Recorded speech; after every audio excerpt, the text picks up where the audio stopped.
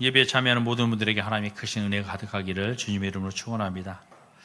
우리가 세상 가운데 살아가다 보면 사람들은 많은 고난을 또 어려움을 겪고 살아가는 경우가 많이 있습니다.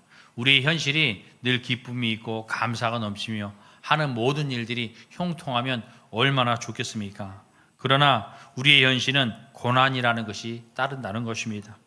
우리에게 찾아오는 이러한 고난과 고통은 우리가 하나님으로 말미암아 하나님으로 멀어짐으로 그 죄 때문에 받는다고 이야기하고 있습니다. 우리는 어떤 고난과 고통을 가지고 있습니까? 건강이 무너짐으로 찾아오는 육체적인 고통이 있습니다. 우리의 삶이, 우리 모든 인간이 나이가 먹어서도 어디 아프지 아니하고 건강하게 살면 얼마나 좋을까요? 제가 자라보면서 이제 이 나이 먹어보면서 느끼는 것이 그거예요. 사람이 아프지 않는 것이 큰 행복이, 가장 큰 복이라고 생각을 합니다. 젊을 때는 몰랐지만 정말로 이 건강의 복이 얼마나 중요한지를 이제 깨닫는 것이죠. 또 이렇게 살아가면서 사람들과 관계 속에서 찾아오는 상처와 배신, 그런 것들이 있습니다. 또 어려운 환경에서 찾아오는 어떤 마음의 절망. 왜 사람에게는 여러 가지로 힘들고 어려운 이런 고난이, 고통이 찾아오는 것일까요? 그것은 바로 하나님께 불순종한 죄 때문이라고 말하고 있습니다. 현재의 고통은 인간의 죄로 말미암아 이루어졌지만 성경은 믿는 자를 위해서 장차 나타날 영광이 있다라고 말씀하고 있습니다. 세상에 많은 사람들이 하나님으로 말미암아 하나님과 우리 관계 속에 죄로 말미암아 사망에 이르기 때문에 우리에게 이렇게 모든 죄와 죄로 말미암아 고통을 갖는 거다.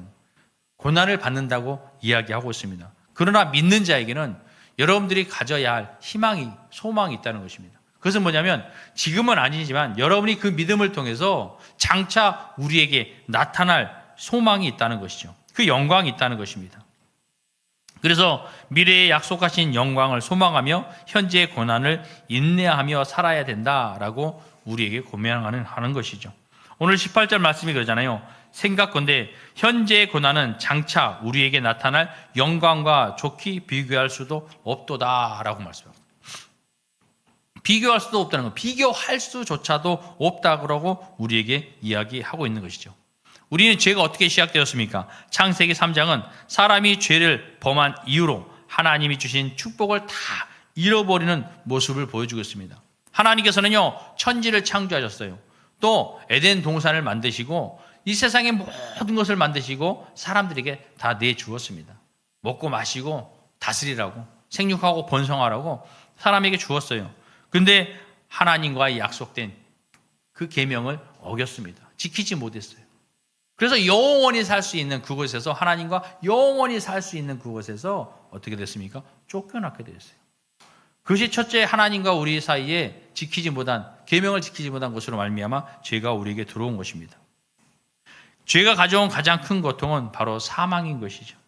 사람과 모든 피조물은 죄로 인한 고통을 당하며 살아갈 수밖에 없는 것입니다. 그러므로 죄로 인하여 무너진 세상을 살아가는 우리는 그 고통에서 절대로 벗어날 수가 없다는 것이죠. 고난을 겪는 우리가 바라봐야 할 것은 장차 나타날 미래의 영광뿐인 것입니다. 예수 그리스도께서는 이 세상에서 육신의 모양으로 사셨지만 그가 부활하시고 나서는 영광의 몸으로 변화되셨다는 것입니다. 그러므로 이 세상에 속한 우리도 마찬가지라는 것이죠. 우리가 예수님과 함께 고난받았으니까 예수님이 부활하셔서 그렇게 영광의 몸으로 변하신 것처럼 우리의 몸도 그렇게 된다는 것입니다. 우리의 몸도 하늘에 속한 영광의 형체를 가지게 된다는 것입니다. 오늘 사도 바울은 고린도후서에서도 우리에게 이 세상에 받는 환난은 우리에게 임할 영광에 비하면 잠시뿐이면서 작은 것이라고 말씀하고 있습니다. 고린도후서 4장 17절 말씀에 우리의 잠시 받은 환난에 경한 것이 지극히 크고 영원한 영광에 중한 것을 우리에게 이루게 함이니라고 말씀하고 있어요. 여러분 생각해 보세요. 우리의 잠시 받는 환난은 뭐냐? 경한 것이래요. 가벼운 것이라는 것이죠. 그러면서 지극히 크고 영원한 영광에 중한 것, 이것을 우리에게 이루게 하신다는 거예요. 그러니까 한마디로 말하면 예수 그리스도를 믿는 많은 사람들이, 이 땅에 많은 사람들이 이 땅에 살아가면서 받는 고난을 가볍게 여기라는 거예요. 그렇다고 너 가볍게 우습게 여기라는 것이 아니라 우리가 받아야 할 중하고 크고 중요한 아주 중요한 영광이 있으니까 그것을 바라보면서 그것을 이룰 것을 소망하면서 지금의 이 고난을 이 기쁨으로 이겨나가라는 것이죠. 여러분에게 앞에 주어질 큰 영광이 있습니다. 지극히 크고 영원한 영광이 있어요. 그것을 받기 위해서는 지금의 그런 고난은요, 내가 그 고난으로 아파하고 실망하고 좌절하고 낙심할 것이 아니라 그 나아진 것을 우리는 알아요. 그 나아진 것을 받아야 할 것을 알기 때문에 지금의 고난은 기쁨으로 내가 이것을 이겨나가야 내가 더 중요한 것, 더 귀한 것을 얻을 수 있는구나 라는 기쁨으로 이 어려움을 이겨나가라고 이야기하고 있는 것입니다. 그렇다면 오늘 성경에서 말씀하는 장차 우리에게 나타날 영광은 과연 무엇일까요? 오늘 성경에서 말씀하시는 나중에 우리에게 나타날 영광, 여러분 그것을 한번 생각해 보았습니까? 이것은 과연 무엇일까요? 많은 성도님들이 이 영광을 막연히 천국에 가는 것이라는 것으로 알고 있습니다. 나중에 나타날 영광이라는 것이 우리가 예수 그리스도를 믿음으로 말미암아 천국에 가는 것이지, 우리가 이 땅에 살아가면서 이렇게 힘들고 어려운 고난과 역경을 이겨내는 이유도 우리가 나중에 천국에 가기 위한 거야 라고 이해하고 있다는 것입니다. 그러나 바울이 말하는 영광은 그거보다 훨씬 크고 풍성한 것을 우리에게 말씀하고 있습니다. 그렇다면 우리에게 나타날 영광은 과연 무엇이겠습니까? 첫 번째로는 하나님의 자녀로서 완전한 모습이 드러나는 영광이라고 이야기하고 있습니다. 지금 우리는 하나님의 자녀입니다. 이 세상에 많은 사람들이 하나님을 알지 못했어요. 하나님을 알지 못함으로 말미암아 모든 사람이 죄인인 것입니다. 왜? 하나님을 알지 못하기 때문에 하나님께서 우리에게 바라시는 뜻, 하나님께서 말씀하시는 그 계명을 우리가 알지 못하는 거죠. 그러니까 하나님을 알지 못함으로 하나님의 뜻대로 살지 못하는 거죠. 하나님의 말씀대로 살지 못하는 것이 바로 죄가 되는 것입니다. 우리는 율법이 있어서 그것이 죄인 줄 알게 되었어요. 사람을 미워하고 사람을 괴롭히고 피해를 주고 도둑질하고 이런 것이 죄인지를 몰랐던 거예요. 그러나 율법이 있음으로 말미암아 그것이 우리가 죄인지를 알게 됐습니다.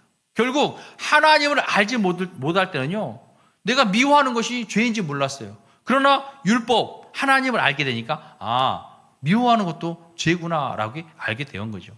그러니까 이 세상에 많은 사람들은요, 하나님을 알지 못하기 때문에 죄인이었습니다. 그 모든 죄인이 이제는 예수 그리스도를 믿음으로 말미암아 구원에 이르게 되온 것이죠. 여러분, 그래서 여러분의 지금은 하나님의 자녀가 되었습니다. 하나님의 자녀예요. 그러나 많은 세상의 사람들은요, 우리가 하나님의 자녀인지를 알아보지 못하고 있습니다. 세상은 똑같아요. 우리가 교회 다닌다고 해서 특별하게 저 사람들이 정말 하나님의 자녀이구나, 이것이 나타나지 않아요. 교회 다니는 사람이나 안 다니는 사람이나 하나님을 믿는 사람이나 믿지 않는 사람이나 그냥 똑같게 보여진다는 것이죠. 다만 우리는 그 삶 가운데서도 그래도 하나님을 믿고 예수 그리스도를 믿고 우리 신앙생활 하고 있는 것이죠. 사람들의 눈에는 구별되지 않지만 우리는 하나님의 자녀로 살아가게 된다는 것이죠. 그렇게 살다가 예수님께서 다시 오시는 날에 하나님의 자녀라는 신분이 온 세상에 분명하게 드러나게 된다는 것입니다. 오늘 19절 말씀해 보면 피조물이 고대하는 바는 하나님의 아들들이 나타나는 것이니라 라고 말씀하고 있어요. 이 나타난다는 것은 지금 감추어져 있던 것이 드러난다는 얘기예요. 그러니까 이 세상에 많은 사람들 가운데 마지막 때 예수님이 오시면 하나님의 아들로서, 하나님의 자녀로서 그 모든 것이 명백하게 드러나게 된다는 것입니다. 예를 들어 어떤 왕자가 평민의 옷을 입고 살아갑니다. 평민들과 같이 함께 살아가면 그 사람이 왕의 신분인지 알 수가 없어요. 왜냐하면 그 사람이 왕자인다 할지라도 그냥 평민의 옷을 입고 함께 평민과 함께 살아간다면 사람들의 눈에 그가 왕자인지 모르는 거예요. 그러나 그가 왕위에 오르는 날에 모든 사람이 그의 신분을 알게 된다는 것입니다. 그러니까 지금도 우리도 마찬가지라는 거예요. 우리도 하나님을 믿는 하나님의 자녀입니다. 하나님의 자녀예요. 그러나 이것이 세상의 사람들에게 나타나지 않고 있다는 것이죠. 여러분들이 가정에서나 직장에서나 많은 사람들과 관계 속에서 살아갈 때 특별하게 누구는 하나님의 자녀고 누구는 하나님의 자녀가 아닌 것이 구별되지가 않아요. 그러나 예수님 다시 오시는 그날에 여러분이 믿는 하나님 그 자녀로서의 신분이 많은 사람들에게 드러나게 된다는 것입니다. 우리도 지금은 세상 속에서 이처럼 평범하게 살아가지만 그리스도께 오시는 날에는 하나님의 자녀라는 영광이 온전히 드러나게 됨을 여러분 믿으시기 바랍니다. 이처럼 마지막 나타날 그의 영광은 우리가 하나님의 자녀로서 완전히 드러내는 모습을 드러내는 이러한 영광인 것입니다. 두 번째로는 죄와 죽음에서 완전히 자유롭게 되는 영광인 것입니다. 지금은 우리는 예수님을 믿어 여전히 죄와 싸우고 살 수밖에 없습니다. 성경이 말하는 성도의 죄는 단순히 살인, 도둑질과 같은 이렇게 중범대한 이런 죄만 적용되는 것이 아니라 오히려 하나님의 거룩함에 미치지 못하는 모든 생각과 말과 행위가 죄의 영역에 포함된다는 거예요. 그러니까 죄라는 것이 꼭 살인을 해야만, 도둑질을 해야만 이것이 죄인가? 그것이 아니라 하나님의 거룩함에 미치지 못하는 것. 우리의 말이 하나님의 자녀이잖아요. 하나님의 자녀인 우리가 우리의 생각과 말이, 행위가 죄의 영역에 포함된다는 것입니다. 그래서 우리는 마음으로 짓는 내면의 죄가 있어요. 교만과 미움과 분노와 비판과 시기와 질투와 탐심과 탐욕, 정욕 이런 것들이 우리 마음으로 짓는 죄가 되는 것입니다. 또 입술과 언어로 짓는 말의 죄가 있습니다. 남을 험담하고 비방하며 거짓말하고 과장하고 혈기와 모욕적인 말, 불평과 원망의 말 이런 것들이 우리 입술에서 말의 죄가 된다는 것입니다. 또 신앙적인 죄가 있습니다. 이것은 바로 영적인 죄를 이야기하는데요. 현대판에 우상 숭배가 너무나 많다는 거예요. 우리는 하나님을 믿고 저희는 절대 우상 숭배하지 않습니다. 우리는 다른 것에 절하지 않습니다. 하나님을 믿습니다. 라고 이야기하는데 현대판의 우상 숭배는 그 돈을, 또 성공을, 자녀를, 명예를, 또 불신과 염려, 영적 게으름과 무관심 이런 것들이 영적인 죄가 될 수 있다는 거죠. 여러 가지로 우상 숭배도 하지만 영적인 게으름과 무관심 이것도 죄가 된다는 것입니다. 불신과 염려도 죄가 된다는 거예요. 왜요? 하나님의 말씀처럼 살지 못하는 것. 하나님 뜻대로 살지 못하는 것이 죄가 되기 때문인 것입니다. 그러나 장차 주님 앞에서는 더 이상 죄와 싸울 필요가 없다는 것입니다. 왜냐하면 성도의 삶은 현재 마음과 언어, 영적인 죄와 싸우며 살아가고 있지만 영광의 그날에 이 싸움이 완전히 끝나는 승리와 자유를 얻게 되기 때문인 것입니다. 지금은 어쩔 수 없다는 거예요. 이 세상에 살아가는 날 동안에 영적인 싸움을 할 수밖에 없다는 것입니다. 예수 그리스도를 믿어도 이 땅에는요 많은 사단의 역사가 우리 삶에 이루어지는 것이죠. 우리가 믿음 생활을 잘 하려고 하면 여러분 우리의 믿음이 더욱더 하나님에 가까이 나아가기 위하여 말씀을 읽고 기도하며 하나님께 예배하기를 원합니다. 그것이 그대로 이루어지면 어떨까요? 그런데 말씀을 보려면 말씀을 보지 못하도록 우리를 방해해요. 기도하려고 하면 기도하지 못하도록 우리를 방해합니다. 예배하려 하면 예배하지 못하도록 방해를 해요. 우리를 바쁘게 만들고 급한 일을 만들고 여러 가지 상황과 환경으로 우리가 하나님 앞에 온전히 서지 못하도록 우리를 방해한다는 거예요. 그래서 우리는 영적 싸움을 해요. 판단을 하고 결정을 해야 돼요. 내가 교회 예배를 나가야 될까? 돈을 벌러 나가야 될까? 내가 말씀을 읽어야 될까? 아니면 다른 것을 해야 될까? 사단 마귀는 우리가 하나님의 말씀을 알지 못하도록 하나님 앞에 기도하지 못하도록 늘 우리의 삶을 그들이 주장하고 있는 것이죠. 그러나 우리는 그쪽에서 싸움을 하는 거예요. 그런 환경 가운데서도 내가 하나님의 말씀을 보지 못하고 있다가도 깨닫는 거예요. 이러면 안 되지. 하나님 말씀을 읽어야지. 내가 기도를 요즘 너무 못했구나. 그러면 기도를 해야 되는데 기도해야지. 이런 영적인 싸움을 하고 있는 것입니다. 왜 사단은 우리를 이렇게 하나님과 멀어지게 할까요? 그것은 바로 우리를 영원한 지옥으로 이끌기 위한 것입니다. 우리의 생은요 갈 곳이 두 곳밖에 없어요. 예수 그리스도를 믿음으로 말미암아 천국에 가느냐, 믿지 못하고 지옥에 가느냐, 이 두 가지밖에 없습니다. 세상의 사람들은요 이것을 믿질 않아요. 우리가 복음을 증거하면 그들이 하는 말이 무엇입니까? 나는 지옥 갈 거야. 세상에 그런 것이 어디 있어? 세상 죽으면 끝나지. 그런데 막상 여러분, 그런 사람들이 정말로 죽음의 문턱에 오면 생각납니다. 정말 천국과 지옥이 있을까? 있다면 어떻게 될까? 그들은 근심과 걱정과 염려와 두려움이 있겠지만 우리는 어떻습니까? 예수 그리스도를 믿음으로 말미암아 그 하나님의 은혜로 천국에 가기 때문에 두려움이 없는 것이죠. 이처럼 우리가 예수 그리스도를 믿음으로 말미암아 우리에게는 하나님께서 앞으로 마지막 그날에 이제는 더 이상 이런 죄와 영적인 싸움을 할 수 없는 날이 온다는 것이죠. 왜요? 지금은 세상에서 이렇게 살고 있지만 마지막 날 우리가 예수 그리스도 말미암아 우리는 영원한 기쁨과 행복 속에 살아갈 수밖에 없다는 것입니다. 또한 우리의 삶도 변화되어진다는 것이죠. 빌립보서 2장 3장 20절에서 21절의 말씀에 보면 그러나 우리의 시민권은 하늘에 있는지라 거기로부터 구원하는 자 곧 주 예수 그리스도를 기다리노니 그는 만물을 자기에게 복종하게 하실 수 있는 자의 역사로 우리의 낮은 몸을 자기 영광의 몸의 형체와 같이 변하게 하시리라 라고 말씀하고 있습니다. 우리가 영적으로 싸움을 싸우는 이것만 끝나는 것이 아니라 우리의 육신도 여러분 변화되어진다는 거예요. 여러분이 가지고 있는 그런 육신이 그대로 천국에 간다면 여러분 기쁨이 있겠습니까? 내 몸이 너무 아픈 가운데 있어요. 머리가 어지러워요. 낫질 않아요. 허리가 아픕니다. 다리가 아파요. 무릎이 아파요. 이런 질병을 가지고 있는데 예수님 믿고 마지막 그날에 이 몸으로 우리가 천국에 들어간다면 과연 기쁨이 있을까요? 그곳에 가서도 내가 구원을 얻어서 좋기는 하지만 여전히 내 몸에 아픔이 있고 고통이 있고 슬픔이 있고 그렇다면 여러분 그것이 천국에 사는 것 같겠습니까? 그래서 하나님께서는 우리의 몸을 변화시켜 주신다는 거예요. 변화시켜 주신다는 거예요. 예수님이 영광의 몸을 입은 것 같이 우리도 그처럼 우리의 몸이 그러니까 뭐예요? 영광의 몸으로 다시 형체를 입는다는 거예요. 그래서 아픔이 없고 슬픔도 없고 천국은 어떤 것입니까? 아픔도 없고 슬픔도 없고 근심도 없고 걱정도 없고 죽음도 없고 그런 곳이라는 것이죠. 이것이 바울이 말하는 23절의 몸의 속량인 것입니다. 우리의 모든 몸에 모든 것이 속량되어진다는 것이죠.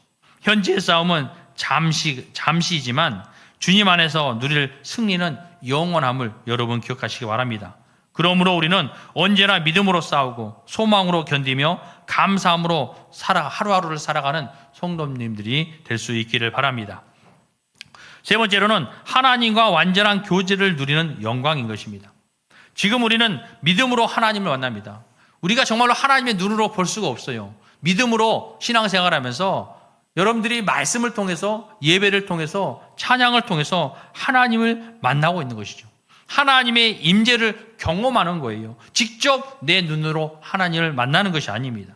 그러나 그 모든 것은 우리가 지금 느끼고 있는 하나님의 임재는 부분적인 것입니다. 완전한 것이 아니라는 것이죠. 그러나 장차 우리는 하나님의 얼굴과 얼굴을 함께 대면하게 될 것이라는 것입니다. 더 이상 믿음으로만 붙드는 것이 아니라 하나님의 영광 가운데 영원히 함께 거하게 된다는 것입니다. 우리에게 장차 우리에게 거하는 그러한 영광은 이제 우리가 하나님을 그냥 기도하면서 예배하면서 찬양하면서 그의 임재를 경험했지만 정말 마지막 그날에는 하나님을 직접 대면하게 된다는 것입니다. 여러분 얼마나 기쁨이 있겠습니까? 이러한 영광이 어디 있겠습니까? 이것이 장차 우리에게 나타나져야 된다는 거죠.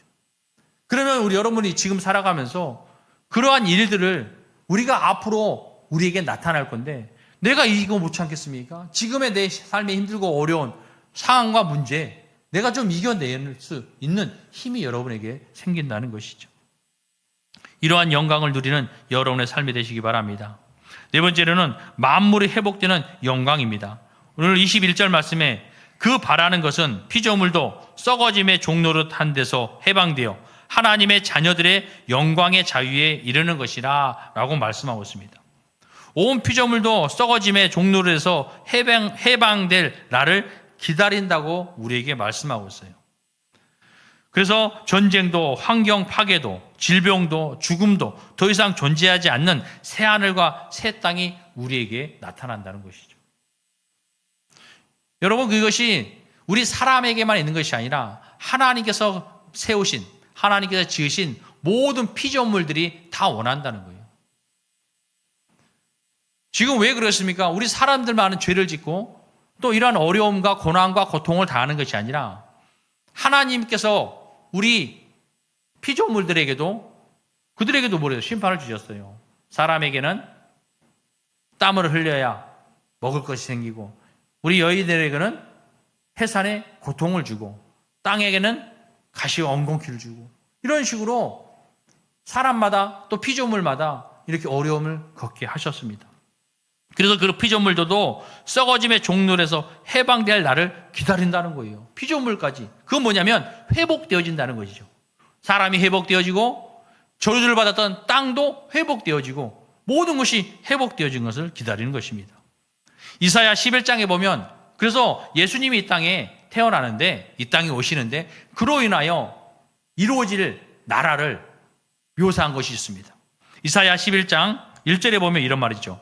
이새 줄기에서 한 싹이 나며 그 뿌리에서 한 가지가 나서 결실할 것이요 라고 이야기하고 있어요.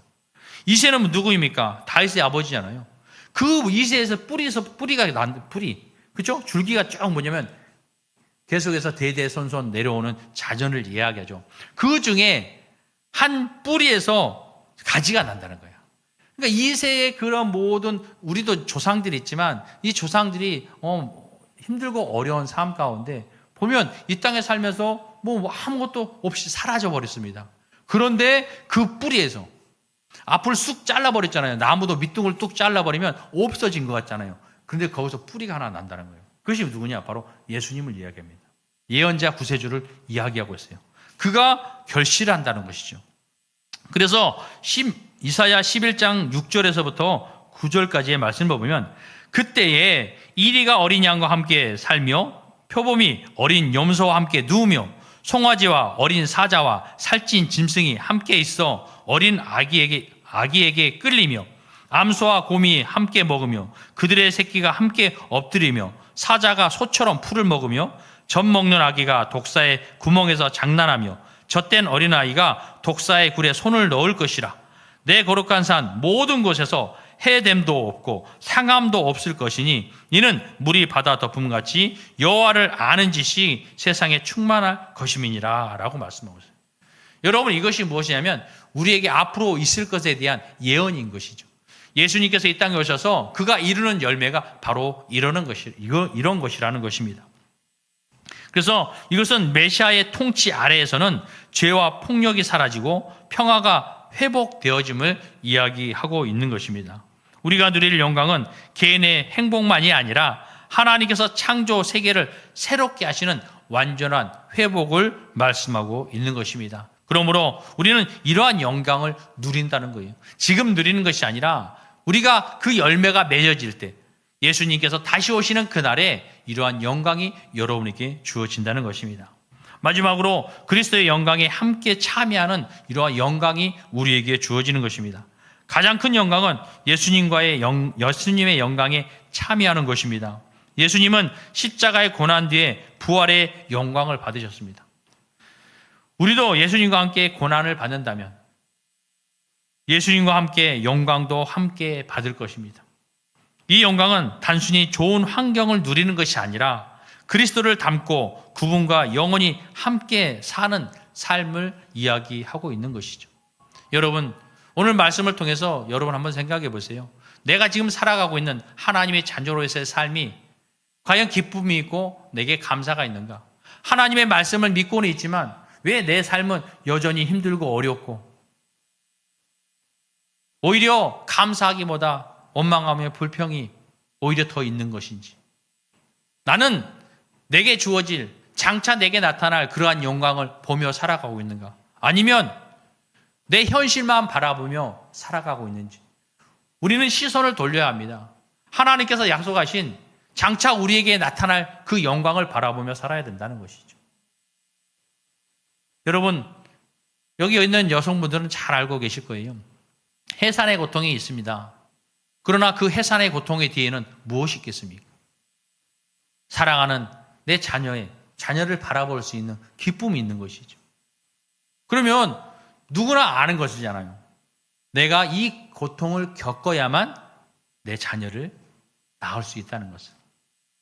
그러면 어떤 고통이든 정말로 죽음을 감수하고 그 고통을 견디는 것입니다. 왜요? 이 고통을 겪어야만 내가 원하는, 내가 바라는 것을 얻을 수 있기 때문에. 지금 이것이 우리의 삶인 것이죠. 내가 지금 살아가는 이 삶 가운데 여러 가지 힘들고 어려운 고통이 있습니다. 그것이 내 삶의 고통일 수 있고 경제적인 고통일 수 있고 가정의 이 자녀들의 여러 가지 이런 고통이 있을 수 있어요. 그러나 여러분 그것으로 원망하며 불평하며 낙심하며 좌절하며 살지 마시고 하나님을 믿고 의지하며 지금 내가 이 힘든 고통, 힘들고 어려운 고통 이겨내며 살아갈 때 반드시 여러분에게 주어지는 그 큰 은혜와 기쁨과 행복을 여러분 기억하며 그것을 소망하며 살아갈 수 있기를 바랍니다. 오늘 말씀을 정리합니다. 하나님께서 약속하신 영광은 단지 우리가 죽어서 천국에 간다는 의미가 아닌 것입니다. 지금 우리를 괴롭히는 모든 것이 완전히 끝난다는 날인 것입니다.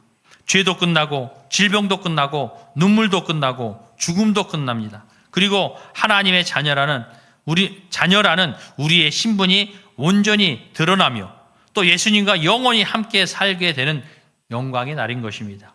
이것이 바울이 말한 장차 우리에게 나타날 영광임을 여러분 기억하시기 바랍니다. 성도들은 종종 이야기를 합니다. 현재의 문제를 해결해 달라고 기도를 합니다. 그러나 오늘 본문은 현재의 문제보다 더 큰 것을 바라보며 인내하라고 우리에게 말씀하고 있습니다. 현재의 고난은 잠깐이지만 장차 나타날 영광은 영원하기 때문에 그것을 바라고 기다리라는 것이죠. 그래서 바울은 고난을 가볍게 여긴 것이 아니라 영광이 너무 크기 때문에 현재의 고난과는 비교할 수도 없다라고 말한 것입니다. 이 사실을 믿는 사람은 현실 때문에 무너지지 않습니다. 왜냐하면 눈앞의 고난보다 하나님께서 약속하신 영광을 더 크게 바라보기 때문인 것입니다. 그래서 오늘 본문은 오늘을 살아가는 성도들에게 고난을 견디는 힘은 현실의 변화가 아니라 장차 이루실 하나님의 영광에 대한 확실한 소망에서 나온다는 복음의 진리를 우리에게 선포하고 있는 것입니다. 이 복음의 진리를 붙들고 지금의 고난을 기쁨으로 이기며 장차 나타날 영광을 소망하며 사시길 바랍니다. 주님은 우리의 산 소망 되시며 구원자 되심을 믿고 늘 승리하는 삶을 사시길 주님의 이름으로 간절히 축원합니다. 기도하겠습니다.